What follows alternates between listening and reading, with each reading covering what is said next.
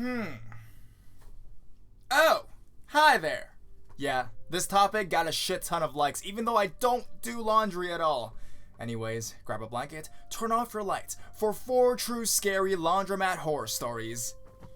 Oh yeah.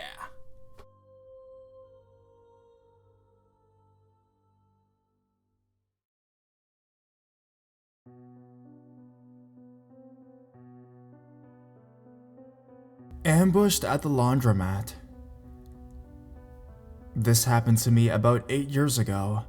I lived in a large suburb that was very safe. I'd never been afraid to go out alone early or late. I was renting a fantastic apartment cheap, but the trade-off was no washers or dryers allowed, so I had to sell mine and use the laundromat. There were a few around, but they were always busy and crowded, so I liked to go at 4 or 5 a.m. in the morning on a random weekday when it wasn't busy. I'd hog a bunch of machines and get finished fast. It was great. The best laundromat was always the closest and was on a busy road with a bus stop outside, so I always felt safe. Even as a 5 feet female alone, it had a front door that was always unlocked and a back door that could be locked from the inside, which I always locked if there were no other customers. One morning, I forgot to lock the back door. I was sitting with my back to it, engrossed in studying for a big exam with all my school stuff around me. It was noisy with all the machines going, so I never heard anything. You know that feeling though, that someone is just there? That's what made me turn around, and he was no more than 2 feet away, sneaking up behind me. He was a creepy guy with rumpled clothes and long dirty hair. He tried to play it off like he'd lost a sweater and had to come back to look for it, but he was obviously sneaking up on me. Since the door hadn't slammed, it was usually very loud. I told him I hadn't seen it. Then I just casually walked out and bolted to the convenience store across the street. The plan was to wait until someone else was to do laundry and then go back for all my stuff. Awful plan, but it's all I had at the time. I was so freaked out. I called my husband at work and the creep left while I paced the 7-Eleven nervously. I went back and finished my laundry after locking the back door. Luckily, we were moving in a few weeks and would have our own laundry at home. In the meantime, my husband did all the laundry, so I never had to go back. A few weeks later, he came into the laundromat from the 7-Eleven to find a creep fitting that description, trying all the car doors in the laundromat parking lot. Extra creepy because there were just 2 older women there alone, while my husband ran across the street for his coffee in between loads. He used his imposing size to tell the creep to stay away from the laundromat and to stop freaking out the woman in the neighborhood. About 6 months later, I saw the creep's picture on the local news. He was arrested for rape and attempted murder in a nearby neighborhood. I got my concealed carry permit the next day and still get a sick feeling in my stomach, remembering that empty gaze, even 8 years later.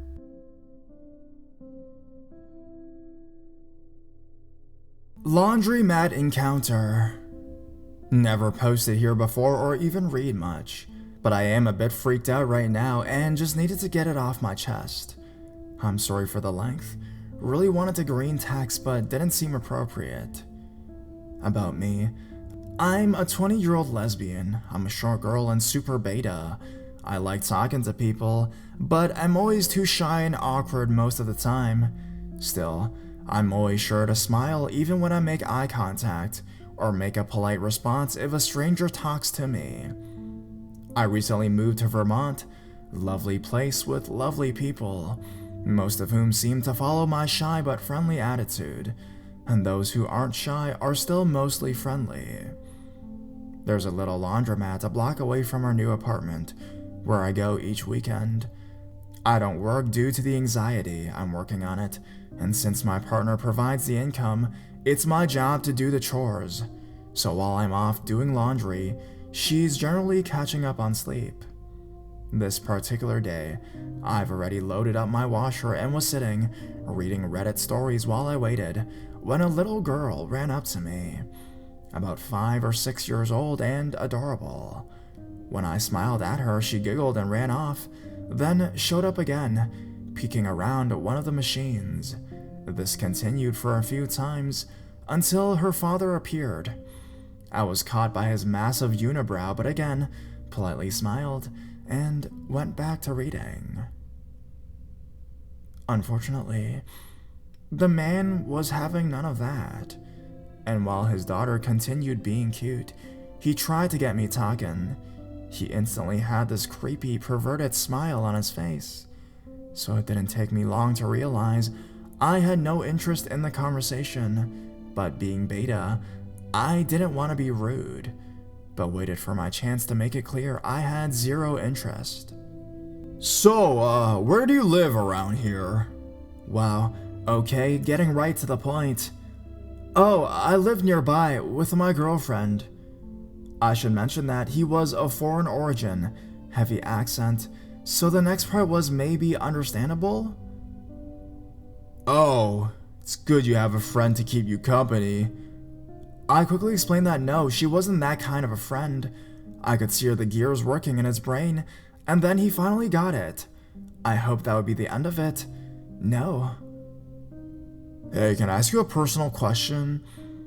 How does that work with two women, the sex? Hindsight is a bitch, but I used to work in an LGBT community education program in Florida, and my training kicked in. So I did my best to explain it in a non-sexual way, using words like emotional connection and the like. But what about a baby? You can't have a baby. Well, I don't want a baby right now, and if I ever do, there are ways.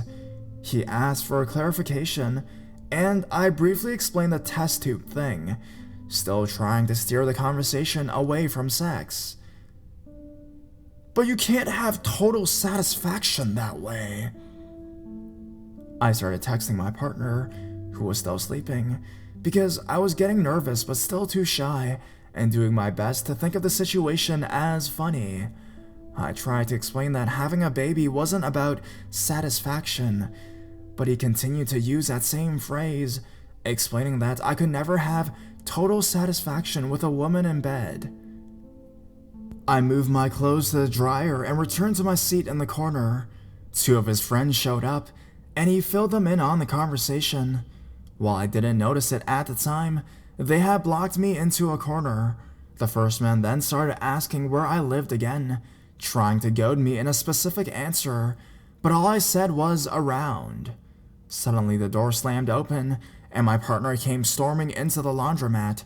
She's just as feminine as I am, but she was groggy and pissed, and the death glare she was giving him made her look like she was the meanest bull dyke alive. She's also 5 inches taller than me and is ex-Navy. The man was suddenly very interested in his laundry. I pointed out that she could ask my girlfriend the same questions, and he quickly replied that he could ask her next time. She grabbed me and moved me away from the corner and blockade of men, and we stood and talked near my dryer until it had finished. On the walk home, I started filling her in on everything. I couldn't text until a car pulled up beside us. Guess who? Oh, do you live on the street? We did, in fact. We were 2 houses away from ours. Now my girl is awkward to the max. Hates talking to people, so all he got from her was more glares. No, we live in another street down. We kept walking, circling the block even when we didn't see his car until we got back home. It was creepy, and I switched my laundry schedule to a different day. But apart from that, nothing came of it. Family suggested we report it, but he didn't seem threatening to me, just creepy. That was over a month ago, and since then I didn't see him until last night. It was around 10 p.m. Our neighborhood is generally very safe, and my dad and brother live 2 blocks away, so I often walk over late at night to spend time with them. I was just leaving the house when a car pulled up. Hello, do you remember me? Oh, fuck. At first, I pretended not to recognize him, but when he continued talking to me, I quickly remembered. So you live here? No, just visiting a friend. Then where do you live? Around. Haha, you live nowhere? Yeah, nowhere. I laughed it off and said I had to go, and he replied he'd see me later. I quickly made my way to my dad's, texting my partner as I went. She said she'd come pick me up in a car, and arrived with the closest thing to a weapon we had, my heavy kryptonite U-lock for my bike. When we got home, she put the lock next to our bed and went to running around the apartment, trying to figure out how to make it somehow safer. At first, I tried to tell her that it was not a big deal, and that it was probably just a coincidence. But the fact that he kept pressuring me for my address the first time, and then continued this time, made it a little too creepy to ignore. Plus, with my partner's military training, she's not about to brush it off as a no big deal. I'm now forbidden from walking around at night, and while I assured her I love to get some mace or a taser, she says they're not good enough. She's been wanting a gun for ages because she loves to go shooting, but now she wants one even more for protection. I'm still a bit shaken from the whole thing, and I'm still half expecting him to knock on our door any minute. As I said, my partner works all day, so I'm alone in the house. I want to report him, if only to have something on file if it's needed, but I didn't have the foresight to get his plates, so the only information I have is a super creepy guy with a unibrow who lives somewhere nearby.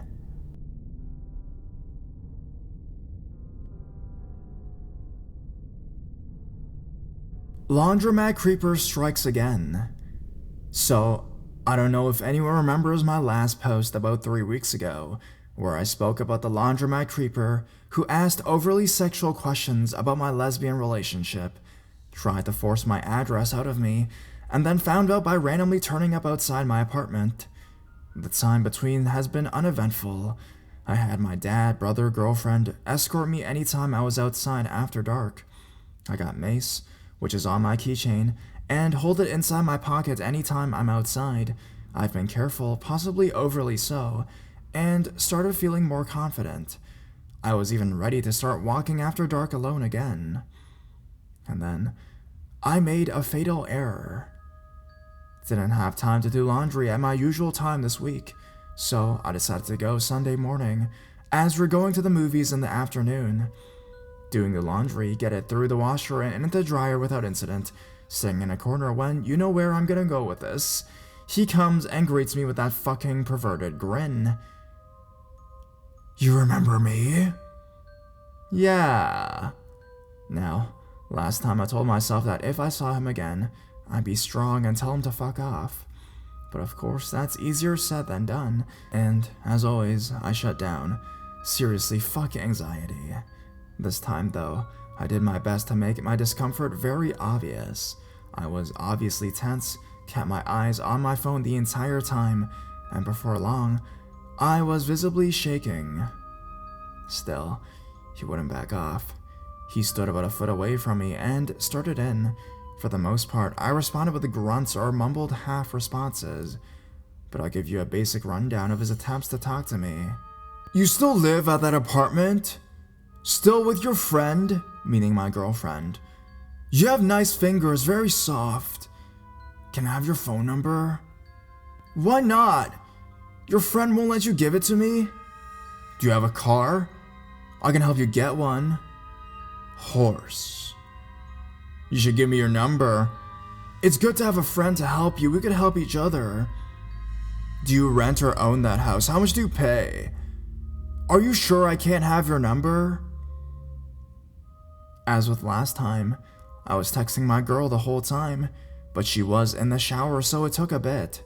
Still, the moment she got out, she was racing over with her badass leather jacket. When she got there, I was shaking in my chair, very obviously uncomfortable. but the creeper was showing no signs of backing down. I instantly jumped up and hugged her. I really just wanted her there because he'd back off, but when she saw how scared I was, she kind of lost it. I'm actually kind of surprised because she's terrified of talking to strangers. She rounded on him and backed him into the corner. "Hey, you need to back the fuck off. She's not fucking interested. And if you bother her again, I'll call the police, you understand?" He was weirdly calm, just nodded and said, "Okay." And that was it. I stayed glued to her as we waited for the dryer to finish. He quickly collected his laundry and ran off. My girl got his license plate as he was leaving, as well as the make and model of his car. There were 2 guys there that he'd been talking to, and I asked them for his name, but they hesitated before answering, so it's likely that they were lying. So that's the end of it. I'm still thinking about filing a report, but if part of me still feels partially responsible for not vocally telling him to back off, as he might not have known how I felt. Of course, my girl told me that that kind of thinking is ridiculous.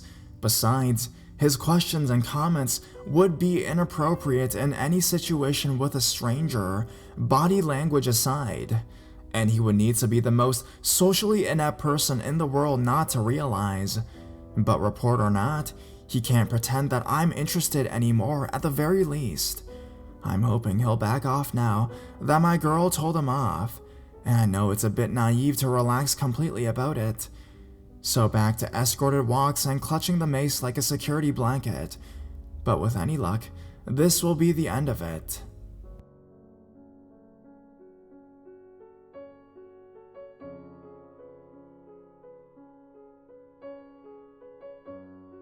Laundromat creep. Longtime lurker. First time submitting anything. This happened about a month ago when I was doing my weekly laundry.